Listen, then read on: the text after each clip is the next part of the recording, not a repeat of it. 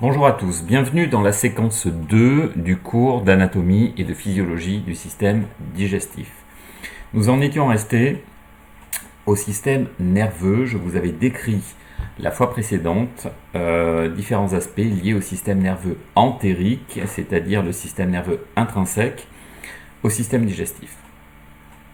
Cette innervation intrinsèque est également sous la dépendance et en contact avec une innervation dite extrinsèque, qui est à la fois sympathique et parasympathique.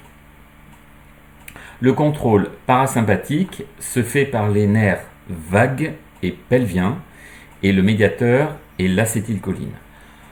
Vous pouvez distinguer que le système parasympathique, il innerve l'ensemble des organes du système digestif, mais aussi des organes qui sont extradigestifs, comme le cœur et les poumons. Au niveau digestif, des branches du nerf vague vont innerver l'estomac, la vésicule biliaire, le pancréas, mais également l'ensemble de l'intestin grêle, mais aussi des organes qui sont, en tout cas qui appartiennent au système urogénital. Le système sympathique, lui, il est légèrement plus compliqué en termes d'organisation. Il se fait le contrôle sympathique par les nerfs splanchniques et le médiateur est la noradrénaline. Vous pouvez distinguer en parallèle de la moelle épinière ce que l'on appelle la chaîne latérale de ganglion. Et à partir de cette chaîne latérale de ganglion, un certain nombre de nerfs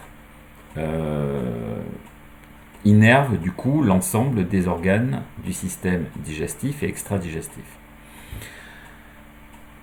Donc à partir du ganglion cœliaque, des branches de l'innervation sympathique vont innerver l'estomac, la vésicule biliaire, mais également le pancréas, le foie.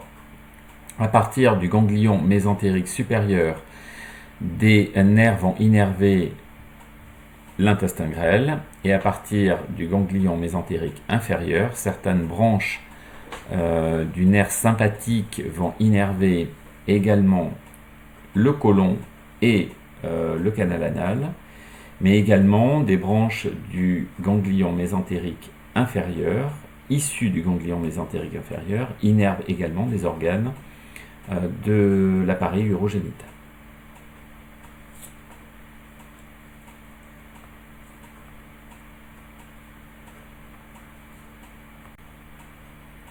Nous abordons désormais l'ensemble des organes du système digestif.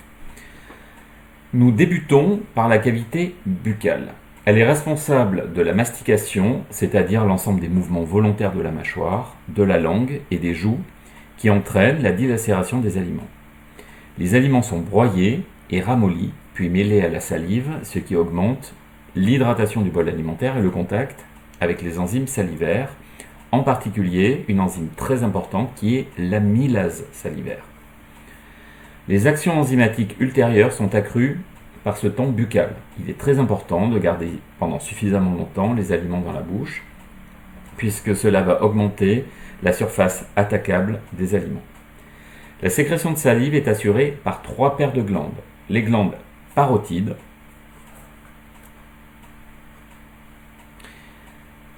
les glandes sous-maxillaires et les glandes sublinguales. Donc les glandes sous-maxillaires qui sont situées en dessous de la langue, derrière l'articulation de la mâchoire inférieure. Les glandes sublinguales qui sont juste en dessous de la langue. Et les glandes parotides qui sont localisées derrière l'articulation également de la mâchoire sous l'oreille.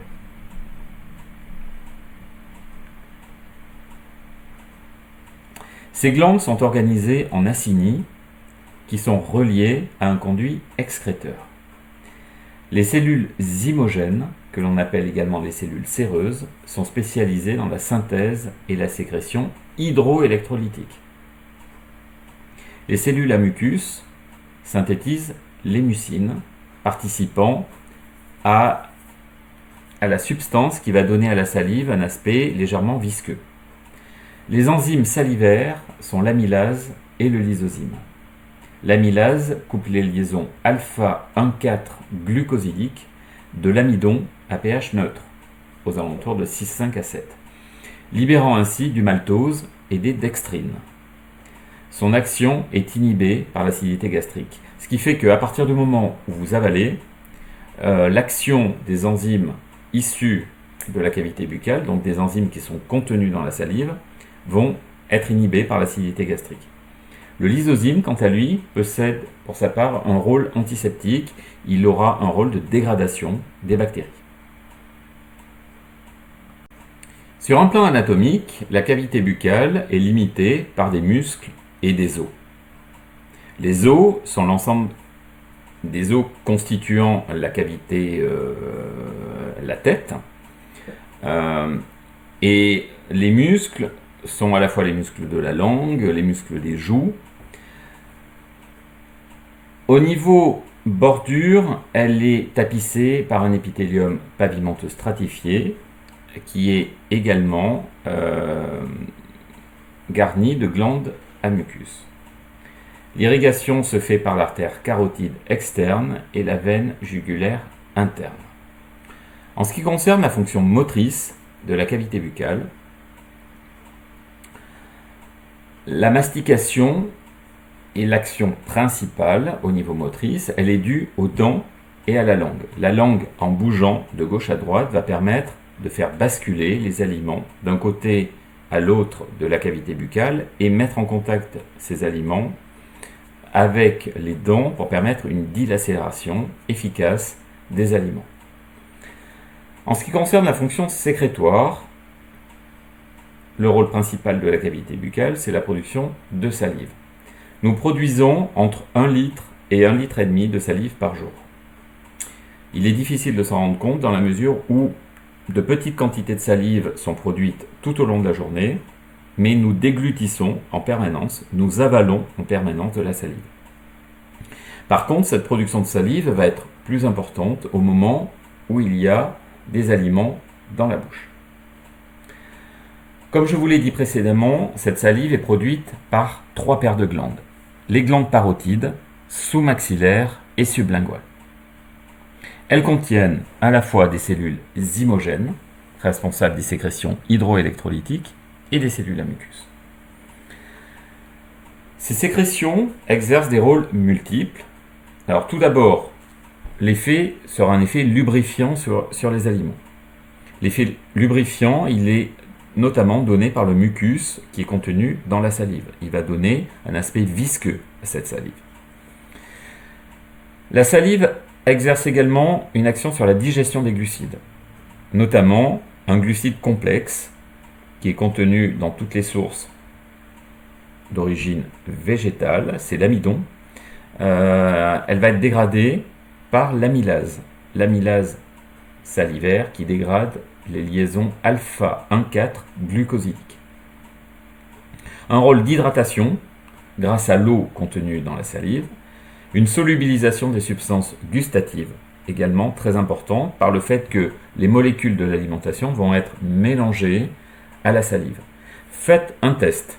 Vous mettez un gâteau sec sur la langue et vous testez si vous avez le goût du gâteau. Vous verrez que vous ne l'aurez quasiment pas.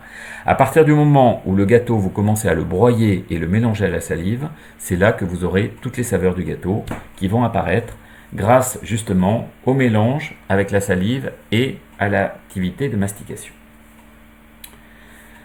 Enfin, le rôle de rinçage et d'antisepsie, notamment dû à l'aspect liquide de la salive qui permet de se rincer la bouche, mais également un rôle antiseptique dû au lysozyme. De quoi est composée la salive? Elle contient une multitude de substances différentes, notamment des sécrétions hydroélectrolytiques produites par les cellules zymogènes comprenant de l'eau et des ions tels que l'ion Na+, l'ion K+, l'ion Cl- et l'ion HCO3-. On peut trouver également à l'état de trace de l'iode, du fluor, du cuivre et du fer. Elle contient également des sécrétions organiques. Les enzymes sont notamment l'amylase salivaire. Comme je vous l'ai dit précédemment, elle coupe les liaisons alpha 1,4 glucosidiques et le lysozyme qui coupe les liaisons bêta 1,4 des membranes bactériennes, d'où le fait qu'il exerce un rôle antibactérien. On trouve également des mucines.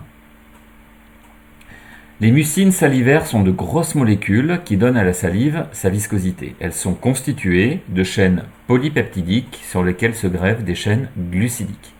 Deux familles existent, les glycoprotéines et les mucopolysaccharides acides. On trouve également quelques protéines enzymatiques telles que des amylases, nous avons déjà parlé de l'amylase salivaire, mais aussi des lipases, des arginases, des acétylcholinestérases, des anhydrases carboniques et des peroxydases. La salive contient également des agglutinines qui sont de glycoprotéines de haut poids moléculaire d'environ 340 glycodaltones.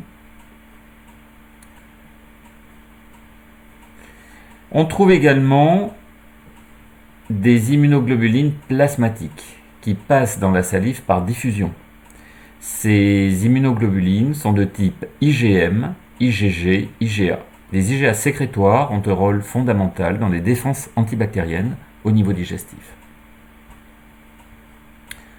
Ensuite, on trouve dans la salive des lipocalines qui sont des transporteurs de molécules lipophiles intervenant dans l'immunité, le cancer et les allergies. Elles ont été associées à de nombreux processus biologiques, comme la réponse immunitaire, le transport de phéromones, la synthèse de prostaglandines, les fixations de rétinoïdes et les interactions entre cellules cancéreuses. Et puis, la salive peut contenir également quelques résidus chimiques. Il est possible de mettre en évidence dans la salive des résidus de pesticides, notamment différents types de perturbateurs endocriniens, tels que le bisphénol A ou le chlorpyrifos.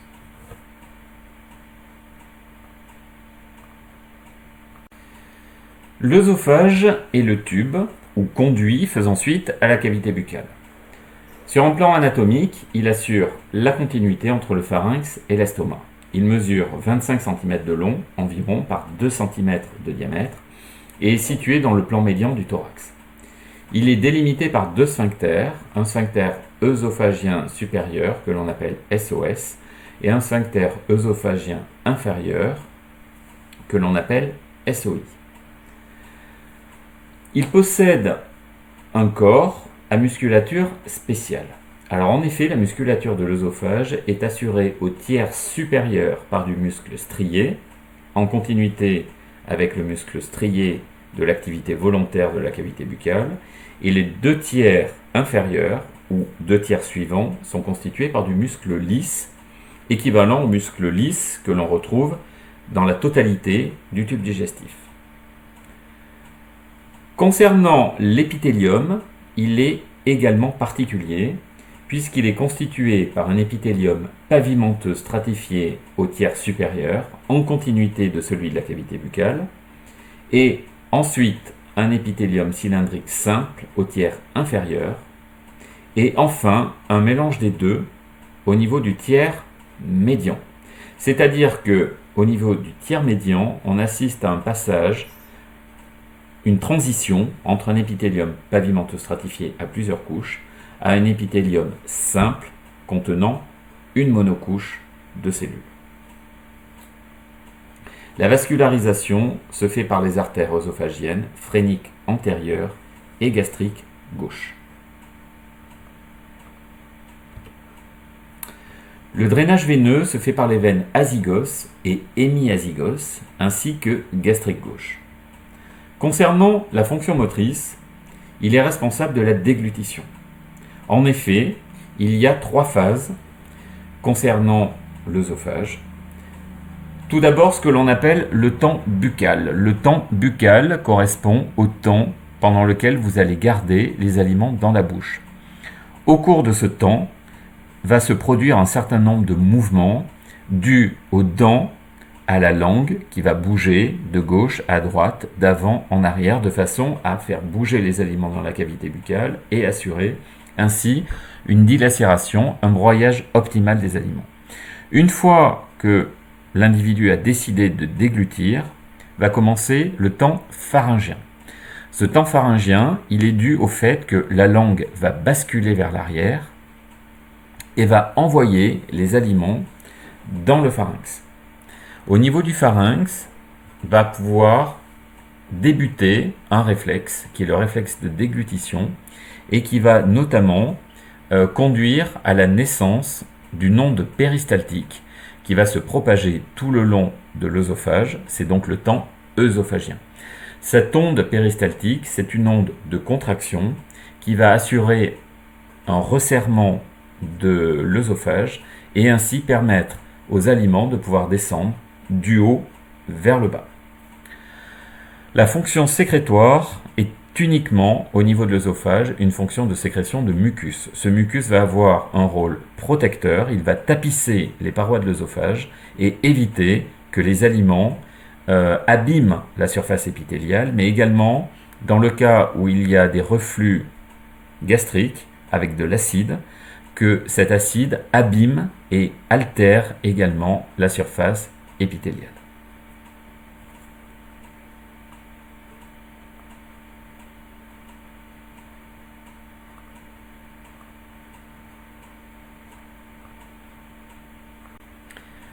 De façon à ce que vous ayez bien compris, je vous redécris brièvement la fonction motrice, qui est la fonction de déglutition.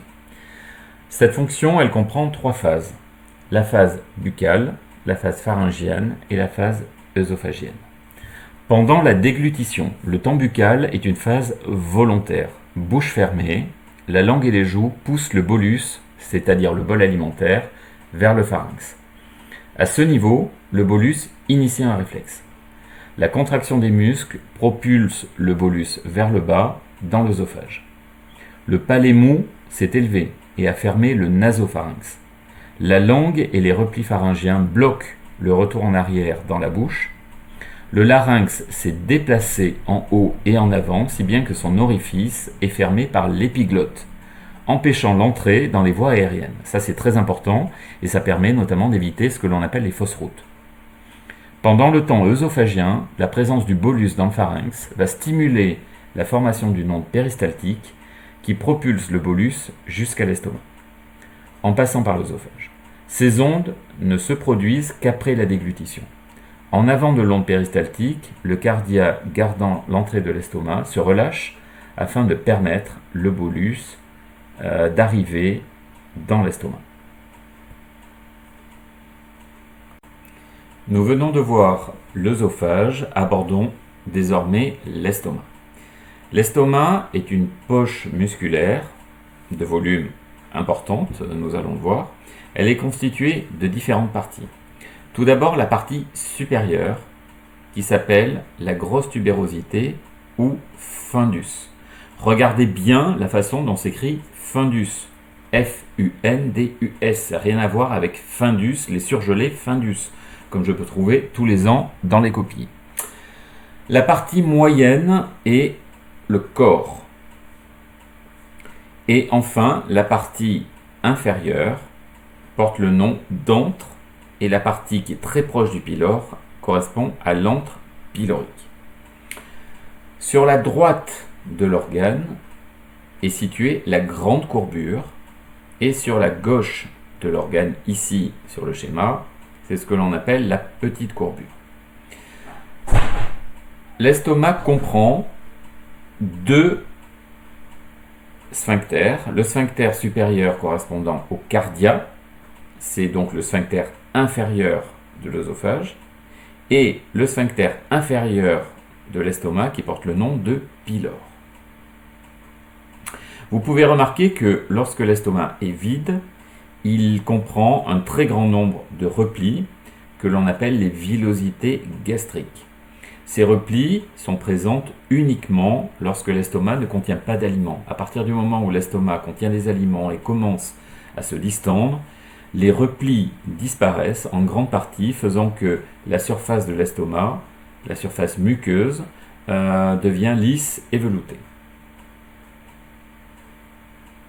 À partir du pylore prend naissance l'intestin grêle, en particulier le duodénum, Et immédiatement après le pylore, vous remarquez une zone renflée qui s'appelle l'ampoule du duodénum. Localisée en bas de la petite courbure, une zone qui est en angle, qui s'appelle le nœud angulaire.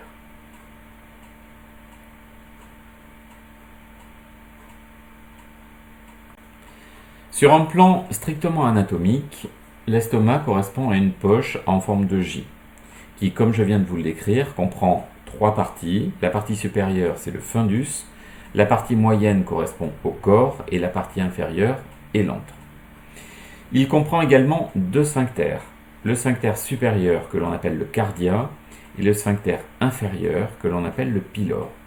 Il comprend également quatre couches tissulaires selon les mêmes modalités que celles que je vous ai décrites dans les généralités lors du premier cours, c'est-à-dire une couche muqueuse, une couche sous-muqueuse, une couche musculaire et une couche séreuse. La couche séreuse est la couche la plus externe. Ensuite, en revenant vers la lumière de l'organe, on trouve la musculaire. Cette musculaire est particulière puisqu'elle ne comprend pas deux couches, mais elle comprend trois couches. La couche externe est constituée de fibres longitudinales, la couche moyenne est constituée de fibres circulaires, et la couche interne, celle-ci est nouvelle dans le cas de l'estomac, elle est constituée de fibres obliques. Le fait que l'estomac comprend trois couches de muscles va faciliter l'activité de contraction de l'estomac. Imaginez que cette poche musculaire, elle va pouvoir se contracter à peu près dans toutes les directions de l'espace. Et ceci permettra de broyer les aliments et ainsi d'optimiser au maximum justement ce travail de broyage et de réduction de la taille des particules des aliments ingérés. Pour la partie muqueuse, c'est-à-dire la couche la plus interne, elle est bordée par un épithélium de surface comprenant également des glandes qui sont des glandes muqueuses dont nous allons redécrire la composition juste après. Comme dans les généralités sur le système nerveux, l'innervation est à la fois intrinsèque, elle est due au plexus d'Auerbach et au plexus de Meissner. C'est la raison pour laquelle j'ai marqué plexus A et M. A pour Auerbach, M pour Meissner. Mais cette innervation intrinsèque est également sous la dépendance d'une innervation extrinsèque, due notamment au nerf 10 ou parasympathique, que l'on appelle également le nerf vague, qui va augmenter la motricité ou motilité et le tonus, et le nerf sympathique, qui prend naissance notamment au niveau du plexus cœliaque et qui va, lui, avoir un effet inhibiteur, il va réduire la motricité de l'estomac. L'estomac va exercer une action très importante dans l'activité de digestion. Il a bien évidemment, et vous le savez, une fonction motrice qui va donc assurer le broyage et le mélange des aliments avec les différentes sécrétions digestives sur lesquelles je reviendrai par la suite. Et il va assurer également une activité d'évacuation vers le duodénum, c'est ce que l'on appelle la vidange gastrique. Sur le plan moteur, le péristaltisme est constitué de contractions gastriques. Ces contractions gastriques, elles prennent naissance à partir du nerf pacemaker qui est situé plutôt vers la partie supérieure de l'estomac. Et à partir de cet nerf pacemaker vont naître des ondes, des potentiels d'action que l'on appelle des systoles antrales et qui vont permettre de générer une motricité au niveau de l'estomac. Cette motricité, elle va permettre la propagation de potentiels d'action jusqu'à l'antre et le pylore. Il est possible de mesurer cette motricité gastrique en implantant des électrodes au travers de la paroi de l'estomac. Vous pouvez distinguer ici des tracés qui évoquent une activité électrique en fonction de l'endroit où a été mesurée cette activité électrique. Si vous implantez une électrode au niveau du fundus, c'est-à-dire au-dessus de la zone dite pacemaker, vous constatez que le tracé en A est complètement plat. Il n'y a aucune motricité dans la zone fundus. À partir du moment où vous arrivez à hauteur de la zone pacemaker, dans la partie très antérieure du corps, commence à être observée une légère activité motrice. Vous pouvez voir des oscillations électriques indiquant qu'il y a une légère activité motrice. Et plus vous allez descendre vers le corps antérieur, la partie moyenne du corps, la partie postérieure du corps, l'antre antérieur et la partie moyenne de l'antre, c'est-à-dire là on arrive très proche de la partie vraiment inférieure de l'estomac, au niveau de l'antre, plus l'activité électrique va être d'amplitude importante. Et vous voyez clairement ici que sont générés ce que l'on appelle des potentiels d'action, qui sont généralement mesurés en millivolts, et ces potentiels d'action indiquent un signe d'activité motrice et donc de contraction de l'estomac. Lors d'un repas, l'estomac se laisse distendre. On dit qu'il a une grande compliance et les aliments traversant l'estomac jusqu'à l'antre s'y déposent selon un gradient de densité. Quand l'estomac est plein, des contractions superficielles apparaissent, ce sont les fameuses systoles antrales dont je vous ai parlé, qui poussent une partie du chyme. Le chyme, c'est les aliments mélangés avec les sécrétions gastriques. Ce chyme alimentaire, à travers le pylore, et l'autre partie est chassée en arrière. Dès que l'onde va passer sur le pylore, celui-ci se ferme et empêche un retour du chyme vers l'estomac. L'activité motrice est liée en grande partie à la présence, je vous en ai déjà parlé, du nerf pacemaker d'où partent des ondes de dépolarisation lente sur lesquelles viennent se greffer des trains de potentiel de dépolarisation rapide et qui sont responsables des contractions.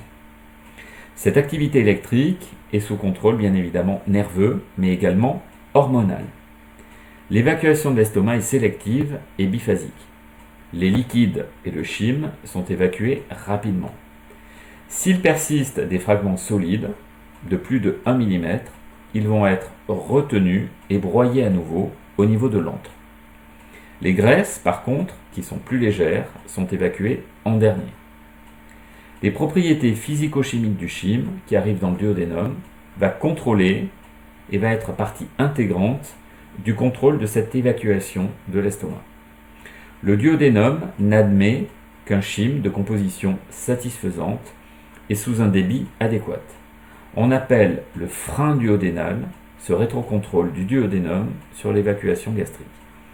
Il diminue l'activité motrice gastrique et augmente l'activité motrice duodénale, créant ainsi un gradient de pression qui va s'opposer à l'évacuation gastrique. Ce mécanisme peut se déclencher par voie réflexe, c'est ce que l'on appelle le réflexe entérogastrique, ou humoral, lié donc à des hormones, et notamment en lien avec la sécrétion par la muqueuse duodénale de plusieurs hormones que l'on appelle les entérogastrones. La vidange gastrique est un processus qui est complexe et qui est dépendant de différents facteurs. Tout d'abord, le degré d'homogénéité du chyme. Les solutions et les petites suspensions quittent l'estomac plus vite que les gros blocs.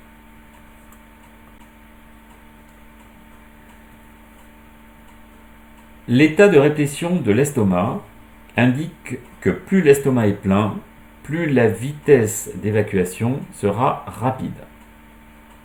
La pression osmotique du chyme. Des osmorécepteurs sont présents dans la muqueuse duodénale. La vitesse est optimale pour une pression osmotique de 200 milliosmoles par litre. Au-delà, c'est-à-dire si l'osmolarité est plus importante que 200 milliosmoles, la vitesse va chuter. L'acidité de l'estomac et l'acidité du chyme représentent également un paramètre important. À un pH inférieur à 3,5, l'activité motrice de l'estomac est inhibée, tandis que le duodénum se contracte vivement. Le gradient de pression arrête l'évacuation de l'estomac jusqu'à ce que le pH remonte. Il peut remonter grâce aux sécrétions alcalines, biliaires et pancréatiques. Le contact des peptides des acides aminés, des sucres et des graisses avec la muqueuse duodénale provoquent la libération dans la circulation de ce que l'on appelle des entérogastrones, qui vont inhiber l'évacuation de l'estomac. La gastrine va ralentir l'évacuation, bien qu'elle augmente l'activité électrique et la force de contraction gastrique. La CCK, ou cholécystokinine, est sécrétée par la muqueuse jéjunale en réponse au contact des graisses du chyme. Elle agit comme un inhibiteur compétitif qui bloque les effets de la gastrine sur la motilité de l'estomac. Enfin, la sécrétine, qui est libérée par la muqueuse duodénale au contact de l'acidité du chyme, diminue la motilité gastrique. Le GIP ou GIP, sécrété par l'intestin, grêle en réponse au contact des graisses du chyme, diminue la mobilité ou motricité gastrique. Donc cet ensemble d'hormones est également très importante pour la régulation de la motricité gastrique. Sur ce graphe, vous est décrit le comportement de la vidange gastrique en fonction du type de repas, soit solide en bleu, soit semi-solide en vert, ou liquide en jaune.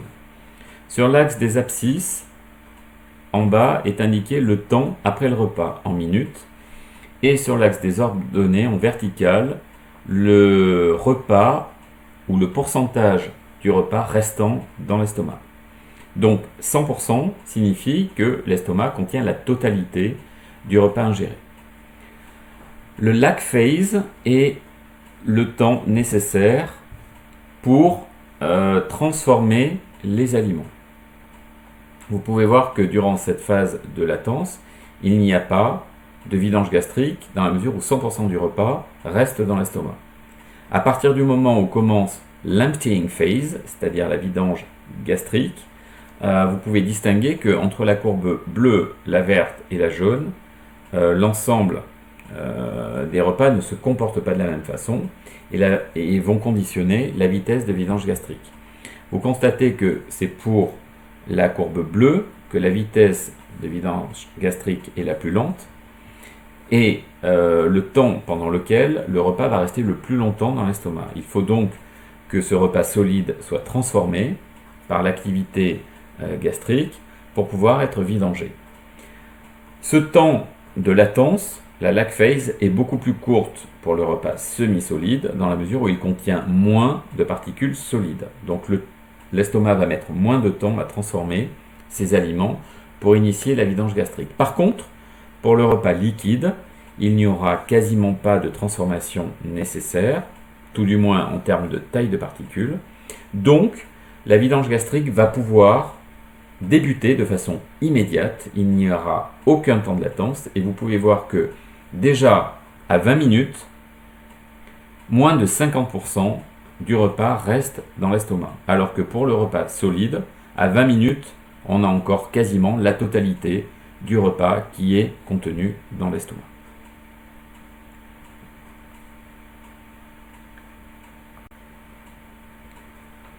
L'estomac possède une activité sécrétoire qui est principalement due au suc gastrique. Nous sécrétons environ 2 litres par jour de suc gastrique. Ce suc gastrique, il va être sécrété par des glandes mucosales qui sont dites exocrines, c'est-à-dire qui vont déverser dans la lumière gastrique des sécrétions.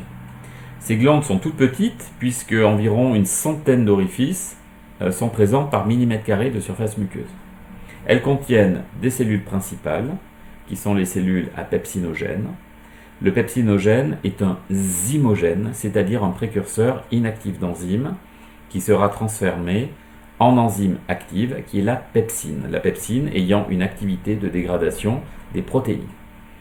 Ensuite, ces glandes contiennent des cellules bordantes ou pariétales qui sécrètent l'HCl, l'acide chlorhydrique. Enfin, les glandes contiennent également des cellules à mucus qui vont avoir pour propriété de sécréter du mucus. Vous pouvez voir qu'en fonction des zones de l'estomac que l'on considère, les parties concernées de la muqueuse ne sont pas équipées des mêmes cellules. Le fundus aura besoin également d'une sécrétion mucosale, donc de mucus, puisque le fundus a besoin également d'une protection. protection contre l'acidité. Le corps, lui, va sécréter également du mucus, protecteur, mais c'est à ce niveau-là que sera sécrété l'acide chlorhydrique et la pepsine, donc sur toute la zone du corps. Enfin, la zone correspondant à l'antre ou à l'antre pylorique vont sécréter également du mucus, puisque cette zone a besoin également de se protéger contre l'acidité gastrique et contre les enzymes, mais c'est également la zone qui sécrète, tout comme le corps, la pepsine.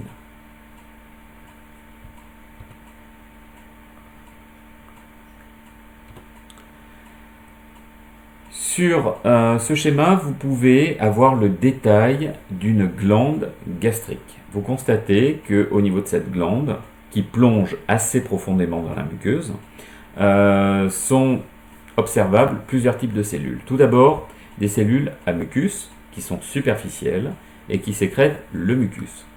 Un petit peu plus bas, on trouve des cellules à mucus, toujours, mais qui s'appellent les cellules à mucus du collet, et tout comme celles superficielles sécrètent du mucus. Ensuite, on peut observer les cellules pariétales qui sécrètent de l'acide chlorhydrique et le facteur intrinsèque.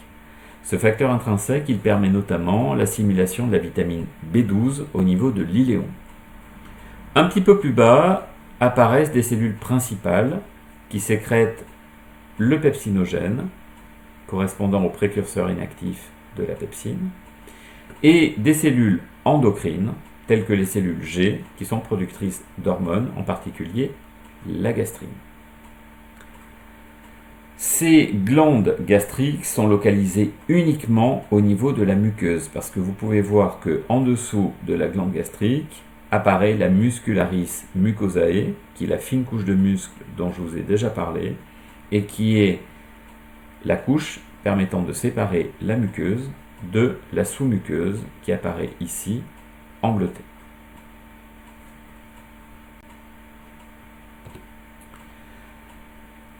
Les glandes mucosales endocrines possèdent différents types de cellules. Tout d'abord les cellules G à gastrine qui sont localisées au niveau de l'antre, les cellules D à somatostatine qui sont ubiquitaires, on va les retrouver partout au niveau de l'estomac, et les cellules à sérotonine, neurotransmetteur très important au niveau cérébral mais également au niveau digestif, que l'on trouve au niveau du fundus et de l'antre. Je vous rappelle que le suc gastrique contient de l'eau, des sels minéraux, également du mucus, des enzymes tels que le facteur intrinsèque, mais aussi l'acide chlorhydrique, et des précurseurs inactifs d'enzymes tels que les pepsinogènes. Le pepsinogène sera transformé par l'acide chlorhydrique en pepsine active. La pepsine permet donc de dégrader les protéines. Quelles sont les fonctions de ce suc gastrique? Tout d'abord, une fonction dite de liquéfaction du bolus. L'eau qu'il contient va permettre de diluer les substances. L'acidification permettra une activation des pepsinogènes également. C'est l'acide chlorhydrique qui en est responsable. Les pepsines sont responsables de la digestion des protéines. Le facteur intrinsèque dont je vous ai parlé permet l'assimilation de la vitamine B12 au niveau de l'iléon. Et le mucus aura une activité de protection sur toute la surface de la muqueuse gastrique. Activité de protection très importante face notamment à l'acidité, puisque le pH est compris entre 1,5 et 3,5 au niveau de l'estomac. Mais la muqueuse gastrique doit se protéger également de l'activité de dégradation des pepsines, puisque les pepsines dégradent des protéines. La muqueuse gastrique est composée également de cellules et donc de protéines. Si la couche de mucus vient à devenir insuffisante, les cellules de l'estomac peuvent être digérées directement par les pepsines, et c'est souvent d'ailleurs ce qui intervient au moment de l'apparition d'un ulcère gastrique.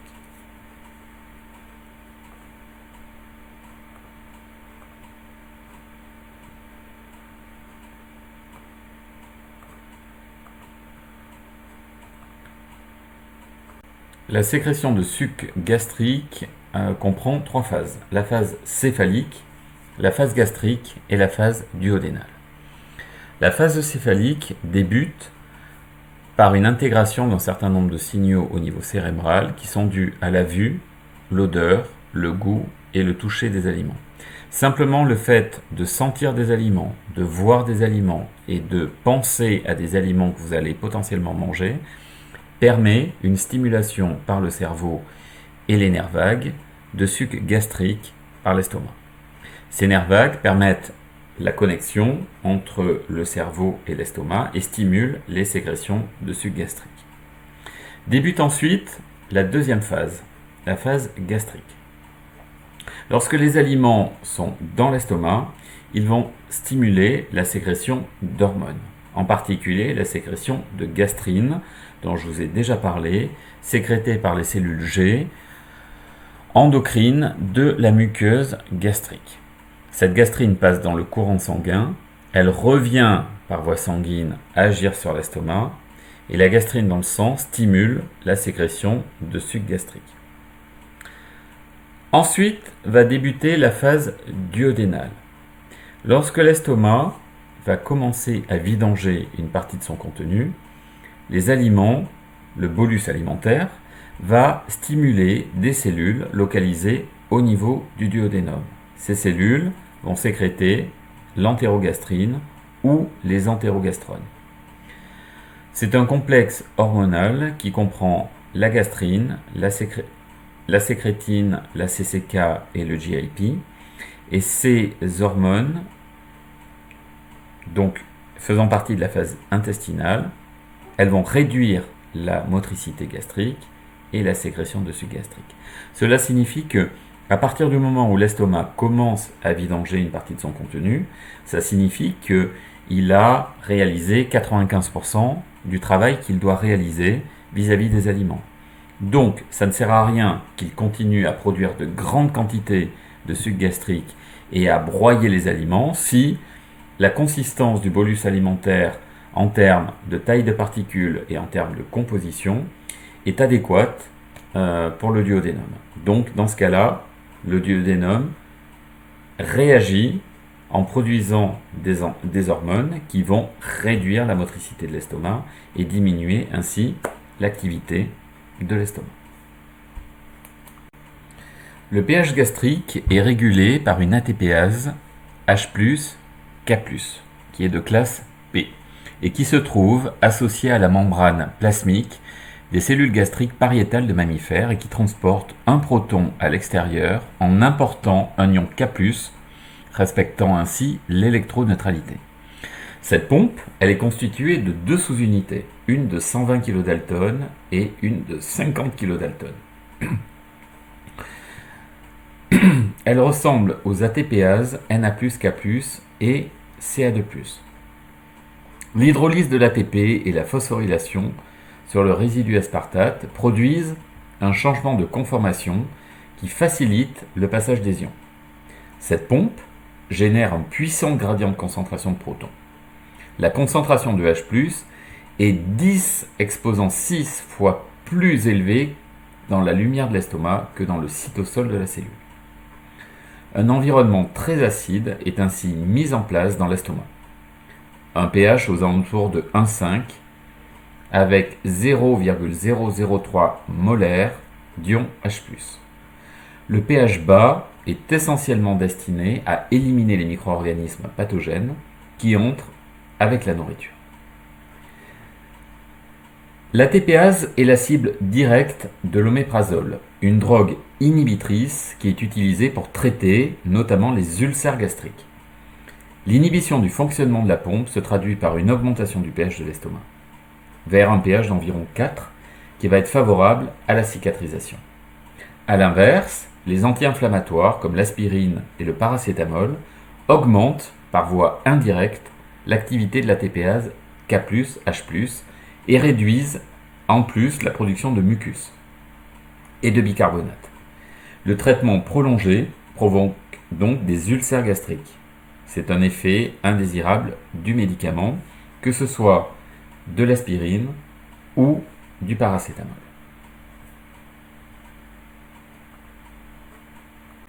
Nous abordons désormais l'intestin grêle. L'intestin grêle est composé de 3 segments, le duodénum, le jéjunum et l'iléon. Il débute immédiatement après le pylore, qui est le sphincter inférieur de l'estomac. Sur le schéma de gauche, vous pouvez distinguer la localisation de l'intestin grêle. Vous voyez qu'il réalise un certain nombre de boucles et de circonvolutions pour se caser dans la totalité de la cavité abdominale.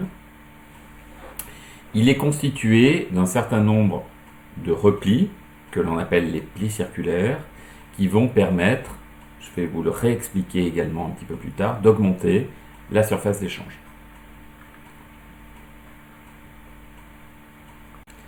L'intestin grêle est un organe particulièrement important parce qu'il est le siège primordial de l'absorption des nutriments. Il est donc responsable d'un phénomène d'absorption, c'est-à-dire un flux permanent d'eau et de substances dissoutes de la lumière vers le milieu intérieur. Le milieu intérieur étant à la fois le compartiment sanguin et le compartiment lymphatique. On considère que le débit liquidien duodénal est d'environ 10 litres par jour. Sur ces 10 litres par jour, l'absorption nette dans le grêle est d'environ 9 litres par jour, et pour le côlon, elle est d'environ 1 litre par jour. Alors si l'on devait rectifier un petit peu ces volumes, on pourrait sensiblement dire que l'absorption nette dans le grêle est de 9 litres, dans le côlon, elle est en fait de 900 millilitres. C'est-à-dire qu'il y a sur les 1 litre 100 ml qui sont perdus, et ces 100 ml correspondent à l'eau contenue dans les fesses, dans les matières fécales. Mais à quoi correspond ce débit liquidien duodénal de 10 litres? Sur les 10 litres, vous allez retrouver l'eau de boisson, l'eau des aliments, les sécrétions salivaires, les sécrétions gastriques et l'ensemble de toutes les sécrétions intestinales, c'est-à-dire le suc intestinal, le suc pancréatique, le suc biliaire. Donc l'ensemble de ces liquides réalise ou constitue un volume d'environ 10 litres. L'intestin grêle va être responsable également de la propulsion du contenu intestinal. Il sécrète le suc intestinal, dont nous dirons quelques mots plus tard, et c'est également au niveau de l'intestin grêle que s'achève la digestion chimique des nutriments grâce à un certain nombre d'enzymes spécifiques et qui permettent de dégrader des molécules complexes en molécules simples que l'on appelle des nutriments et qui pourront être absorbés par l'épithélium digestif. L'intestin grêle réalise également un travail formidable de protection contre l'infection. Il est très riche en tissus lymphoïdes, c'est-à-dire en tissus contenant des cellules immunitaires, et nous verrons que ces follicules lymphoïdes sont en particulier organisés sous la forme de plaques de Peyer au niveau de l'intestin grêle. Il est responsable également d'une sécrétion hormonale, en particulier la cholécystokinine et la sécrétine, mais il y a également une multitude d'autres hormones qui sont sécrétées par l'intestin grêle et dont je ne parlerai pas dans ce cours. Sur un plan anatomique, il est composé de 3 segments. Le duodénum, d'une longueur de 25 cm, le jéjunum, d'environ 2 mètres, et l'iléon, qui mesure environ 3 mètres. C'est un organe qui assure la continuité entre l'estomac, et donc le sphincter inférieur de l'estomac qui est le pylore, et la valvule iléocécale, correspondant également à une structure de type sphincter, et qui va séparer la fin de l'intestin grêle du cécum. Il présente 4 couches tissulaires, le péritoine, ou double couche du mésentère, la musculaire, dont nous avons déjà parlé dans les généralités, la sous-muqueuse et la muqueuse. Au sein de la muqueuse sont retrouvés des replis circulaires permanents que l'on appelle les valvules connivantes, dont je vous ai parlé dans le premier cours. Il existe d'autres structures également qui sont spécifiques à la muqueuse que l'on appelle des villosités. Elles sont bordées par un épithélium cylindrique à bordure en brosse. C'est un épithélium cylindrique simple, constitué de cellules épithéliales absorbantes, que sont les entérocytes, mais également de cellules caliciformes à mucus, responsables de la sécrétion du mucus protecteur. Au sommet apical de ces entérocytes sont retrouvées des microvillosités entérocytaires apicales, correspondant à une différenciation spécifique au niveau apical de ces cellules. Et entre les villosités sont retrouvées les glandes intestinales qui portent le nom de glandes de Lieberkühn. C'est d'ailleurs ce que vous pouvez observer sur ce schéma. Il correspond à une coupe de la paroi de l'intestin grêle. De la périphérie jusqu'au centre, c'est-à-dire jusqu'à la lumière de l'organe, vous retrouvez le tissu le plus périphérique étant la séreuse. En dessous, la musculeuse, ou musculaire, c'est la même chose. Elle est composée de 2 couches de muscles, une couche longitudinale externe et une couche circulaire interne. Entre les 2 couches de muscles apparaissent des structures nerveuses, c'est le plexus myentérique d'Auerbach qui va notamment gérer l'activité motrice de l'intestin. Ensuite, la couche bleue, très souvent représentée de cette couleur, qui est la sous-muqueuse. Je vous l'avais décrite comme une couche de tissu conjonctif servant en fait de grande voie de communication dans l'intestin, puisque c'est au niveau de cette couche que sont présents les gros vaisseaux sanguins, donc des vénules, des artérioles, mais également des vaisseaux lymphatiques. Et vous voyez que c'est à partir de ces gros vaisseaux que vont partir des vaisseaux plus petits qui vont aller irriguer l'ensemble de la muqueuse. Faisant séparation entre la muqueuse et la sous-muqueuse, une couche de muscle également qui porte le nom de musculaire muqueuse et qui présente elle aussi 2 couches de muscles. Ensuite, la muqueuse, constituée d'un tissu conjonctif qui porte le nom de lamina propria ou chorion, et bordant cette muqueuse, un épithélium cylindrique simple, composé d'entérocytes et de cellules à mucus. Vous pouvez distinguer régulièrement, au sein de cet épithélium, des cellules bleues, qui sont les cellules à mucus. On considère qu'environ une cellule à mucus pour 8 à 10 entérocytes colonise cet épithélium. Entre les villosités, qui constituent des structures en doigts de gants qui font saillie dans la lumière intestinale, sont présentes ici, un petit peu plus profondes, les glandes de Lieberkühn. Donc une glande de Lieberkühn, une villosité, une glande de Lieberkühn, une villosité, une glande de Lieberkühn, une villosité. On va retrouver cette structure dans la totalité de l'intestin grêle. Vous retenez bien que l'épithélium est un épithélium absorbant de type cylindrique simple. Il porte le nom également d'épithélium prismatique. Au centre des villosités est retrouvé différents types de vaisseaux, donc des toutes petites artérioles et de toutes petites vénules qui sont vraiment à l'état de capillaires, c'est-à-dire vraiment des structures qui sont toutes petites et qui vont permettre non seulement d'apporter de l'oxygène et des nutriments au tissu intestinal, mais ces vaisseaux vont avoir pour fonction également de récupérer tout ce qui va être absorbé par l'épithélium intestinal. Et en plus des capillaires, donc des petites artérioles et des petites vénules, on retrouve au centre des vaisseaux lymphatiques qui, eux, vont avoir en charge de récupérer tout ce qui est lipidique, issu de l'alimentation.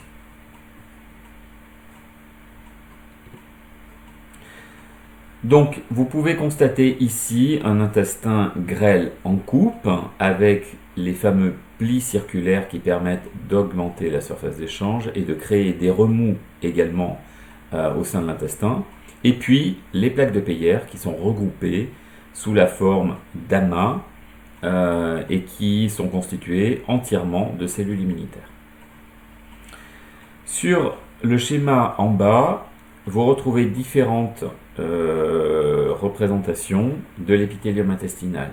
Non seulement à gauche, ce sont les villosités, au centre, les cellules épithéliales que l'on retrouve en surface de ces villosités, et si l'on grossit encore la surface apicale des cellules épithéliales, sont observées les microvillosités, et à la surface des microvillosités, une couche qui est un petit peu plus foncée, qui correspond en fait à la couche de mucus.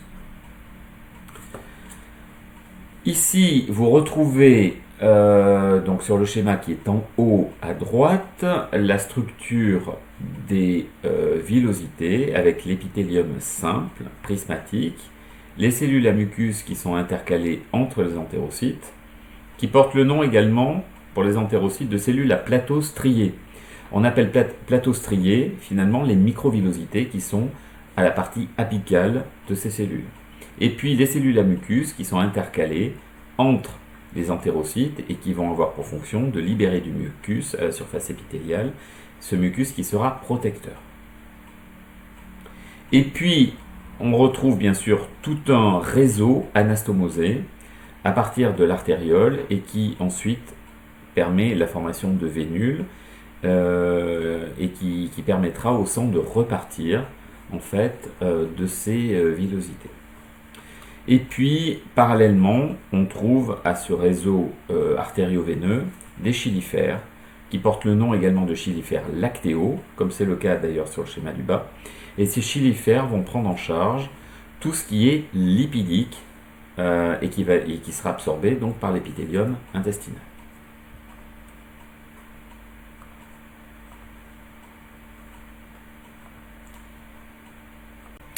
Voyons maintenant à quoi correspondent les cryptes intestinales. Vous avez compris que les cryptes, ce sont les structures qui plongent profondément dans la muqueuse et qui sont localisées entre chaque villosité. Ces cryptes, elles contiennent bien évidemment un certain nombre de cellules qui sont importantes pour le renouvellement de l'épithélium, puisque c'est ici que sont situées des cellules indifférenciées et qui vont au cours de leur différenciation, soit migrer vers le haut de la crypte et remplacer les cellules épithéliales de la villosité, soit migrer vers le bas et se différencier en cellules de Paneth. Les cellules de Paneth, elles sont spécifiquement localisées au fond des cryptes et faciles à reconnaître puisqu'elles sont bourrées de petits granules qui sont visibles en microscopie, même photonique. Donc, les cellules dont je vous parlais, les fameuses cellules indifférenciées, elles peuvent donc soit migrer vers le haut de la crypte et se différencier en entérocytes. Toutes les autres cellules qui sont renouvelées vont partir en débris cellulaires et se retrouver dans les selles. Certaines cellules vont migrer vers le bas de la crypte et devenir des cellules de Paneth. Alors qu'est-ce qu'elles contiennent ces cellules de Paneth? Je vous ai dit précédemment qu'elles étaient faciles à visualiser, à reconnaître, puisqu'elles contiennent une multitude de granules. Ces granules, ils sont composés de différentes molécules. Ils ressemblent à des granules neurosécrétoires peptidergiques. Ils contiennent en particulier de la phospholipase A2, du lysozyme, de l'adéanase, des trypsines et des inhibiteurs de trypsine, et des peptides antimicrobiens que l'on appelle les défensines ou cryptidines.